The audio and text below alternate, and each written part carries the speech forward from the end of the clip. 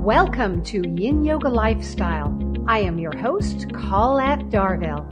Cultivating our body's resilience and inner silence and its application to all aspects of your life.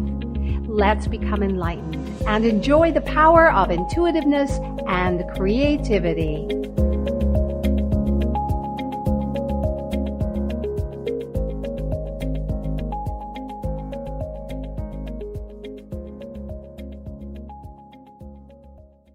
You are listening to Society Bites Radio, social interaction for the mind and soul. Hello, and thank you for joining us today. I am your host, Colette Darville, and this is Yin Yoga Lifestyle. So now let us take a deep meditative breath. Inhale, so. Exhale, hum. Laure Carter's passion is to help women everywhere manifest their highest vision of themselves through Ayurvedic health and wellness. Applying Ayurveda's pro-health and not anti-disease approach, Laure teaches women how to embrace what makes them unique, physically, emotionally, and spiritually, to create an optimal wellness lifestyle that is effective, personalized, and easy to maintain. A clinical Ayurvedic specialist and an emotional health and wellness coach, Laure's ability to interpret ancient wisdom through a modern lens, turning the mystical into the practical, sets her apart. Biracial and raised in a multicultural experience, the core of her practice is colored by a deep appreciation for cultural differences, an awareness of individual perspectives, and a reverence for the resistance created when one stops conforming to social and cultural standards. At this pivotal moment in history, Laure reminds us that we can't underestimate our resistance to change and invites us to reevaluate everything, particularly our relationship to ourselves. Welcome to Yin Yoga Lifestyle, Laure. Thank you, Colette. I'm very happy to be here. Laure, can you tell us a little bit about yourself and how you were introduced to the practice of Ayurveda?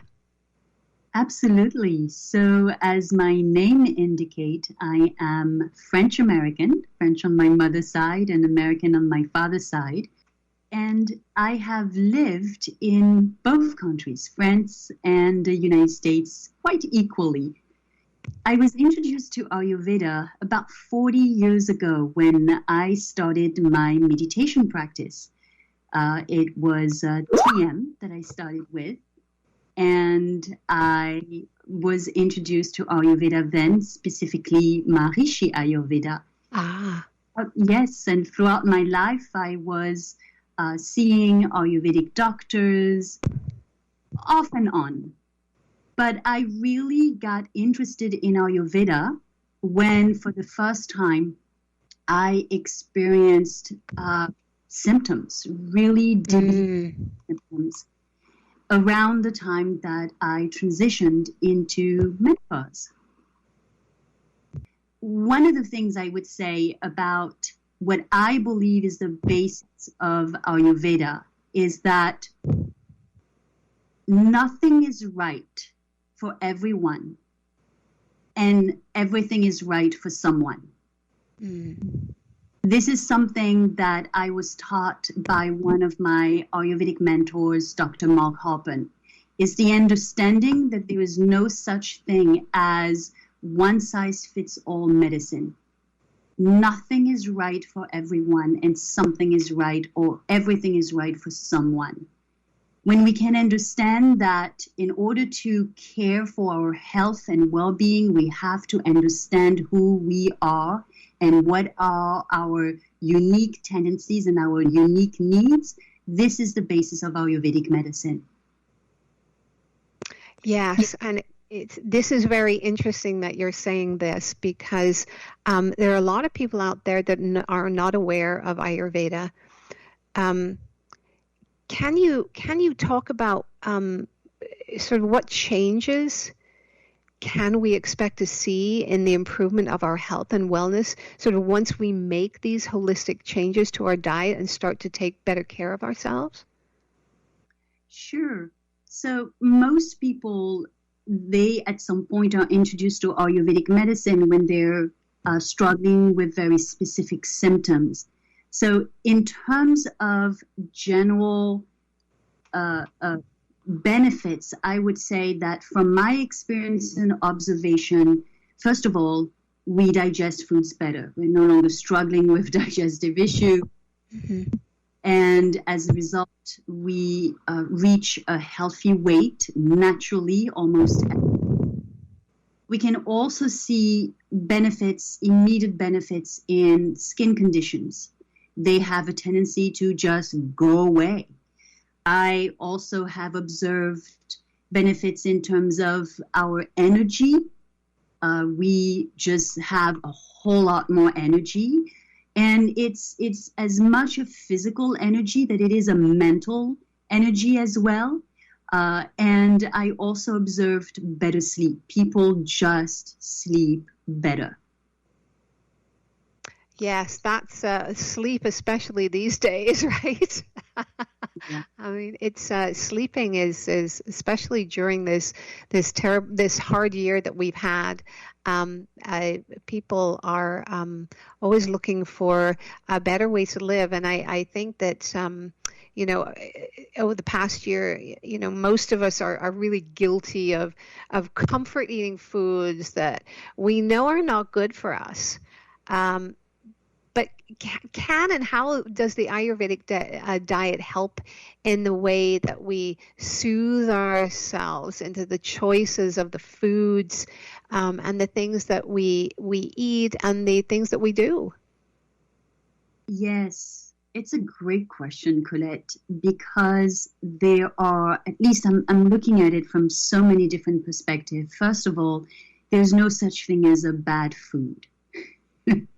And I know the audience, hearing this were like, what are you talking about? No, there's such thing as being conditioned to believe that some foods are bad and some foods are good. But this is just a conditioning. It has nothing to do with the food itself, honestly. Mm-hmm. And then the second thing that it makes me think about is that from an Ayurvedic perspective, how we eat is more important than what we eat. There's an Ayurvedic saying that goes, you can eat the worst foods, but in the appropriate way and have no symptoms at all. But you can eat the right foods, or what we would consider or are conditioned to think as right foods, but in an improper way, and we would have symptoms. We would end up with symptoms. Mm. So to answer your question, I think that the first thing is to have a perspective shift around what we consider good or bad. Because the food that we're eating when we are emotionally distressed, they're giving us something. They're giving us, like you mentioned, they're soothing us. So they are good in that way. It is one of the best way that we can do for ourselves in the moment to bring some calm, to ease that distress. Now, the next shift is how we eat this food. If we eat this food with the understanding that right now, right in this moment, I'm simply trying to ease that emotional distress, and rather than,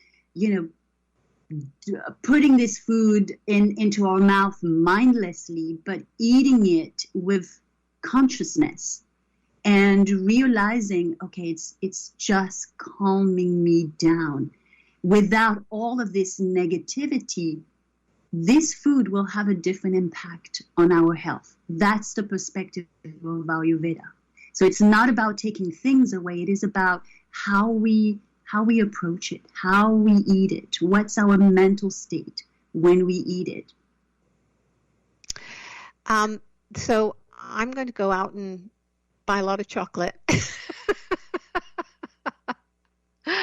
I think that's, it's funny how you always have that go-to food that you really enjoy. And It's so refreshing to hear you say that, because I think once you find that food that you actually feel that is a comfort food, you actually, and you're thinking about eating it, you actually, I take less. I take less of it because I get more out of less as I progress. I think, is that normal?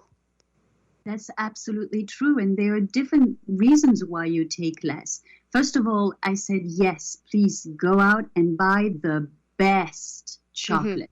Not like the cheap stuff, the stuff you really want to spend a buck on because it's doing something good for you. And then what happens is the higher the quality, the less of it you need, and also because you let go of the resistance. When we resist, the thing that we resist persists. So if you're eating this chocolate, but you have so much resistance around eating it, guess what? You're going to want to eat it even more. But if you eat this chocolate with mindfulness, fully conscious of the benefit that it's giving you in the moment, then you will realize that, and if it is of the highest quality, then yes, you will not want to eat as much of it naturally. Oh, that sounds wonderful. How can Ayurveda help in how we relate to stress? So during these times of uncertainty, we're in a time of uncertainty when everybody's feelings are so sensitive. Yes, Ayurveda is a true mind, body, spirit healing approach. It's a true holistic approach. It's not just in words, it is in actions. And so this is what it means.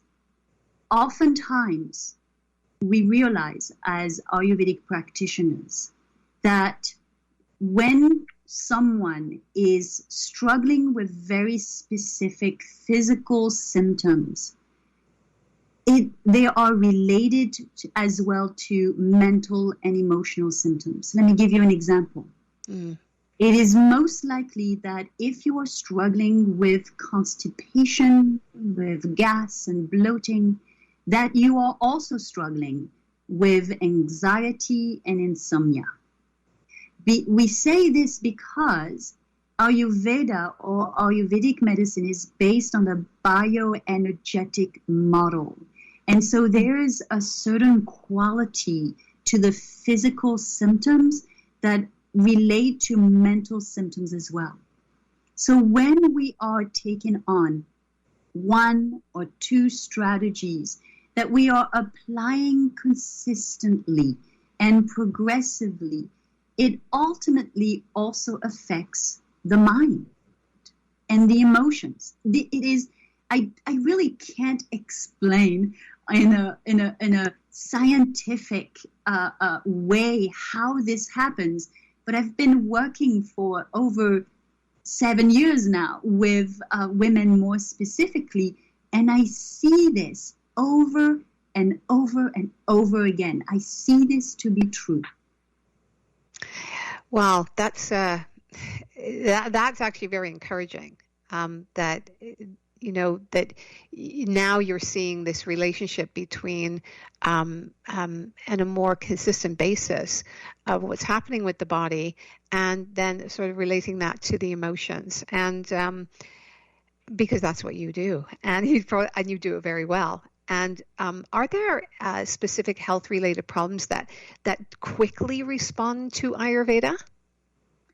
Yes, there are. I will say, however, before I share some of the health-related problems that get quickly resolved, I also want to emphasize the fact that depending on how long you've been experiencing your symptoms, you might see quicker or longer results, results that take longer time. So we have to be clear about the fact that how long we've been experiencing our symptoms will have an impact on how long it will take us to resolve those symptoms. Okay, I want to be clear about that.